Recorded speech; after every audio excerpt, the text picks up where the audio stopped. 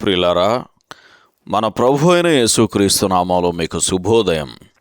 ప్రతిదినం ప్రభుతో అనుదిన ఆత్మీయ ఆహారం. మార్చి 16 సోమవారం. నేటి లేఖన పట్టణం 29వ కీర్తన. నేటి ధ్యాన లేఖనం 29వ కీర్తన 2-4 వచనాలు. యెహోవా నామమునకు చెందవలసిన ప్రభావమును ఆయనకు ఆరోపించుడి. ప్రతిష్ఠితములగు ఆభరణములను ధరించుకొని ఆయన ఎదుట సాగిలపడుడి. యెహోవా స్వరము బలమైనది, యెహోవా స్వరము ప్రభావము గలది.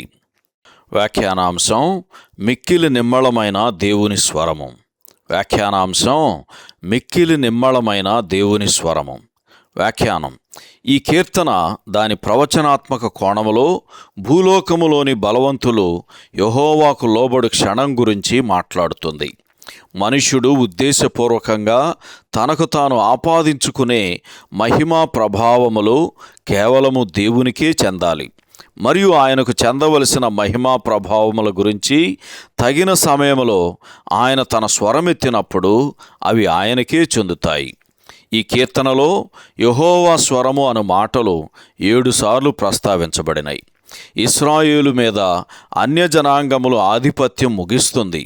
ఎందుకంటే నిత్యము రాజుగా ఆసీనుడైనప్పుడు ఆయన ప్రజలకు బలమును అనుగ్రహిస్తాడు అని 10-11 వచనాల్లో చదువుతాం. మొదటి వచనములోని దైవపుత్రులారా అనే ఈ మాటకు అన్యజనాంగములలోని బలవంతులని అర్థం. మహిమా ప్రభావములు కలిగిన సృష్టికర్త యొక్క ఈ స్వరం మనుష్యులందరూ వినే అవకాశం ఉంది.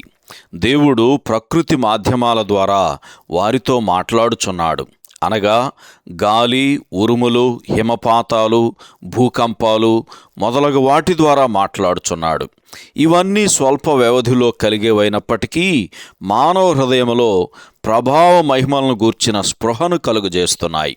కానీ వీటన్నిటికంటే ముఖ్యంగా శరీరధారిగా వచ్చిన వాక్యమైన యేసుక్రీస్తు ద్వారా దేవుడు ఈ లోకముతో నేడు మాట్లాడుచున్నాడు అని యోహాను సువార్త 1వ అధ్యాయం 14వ వచనం, యోహాను సువార్త 18వ అధ్యాయం 37వ వచనం చదివితే మనకి స్పష్టంగా అర్థమవుతుంది.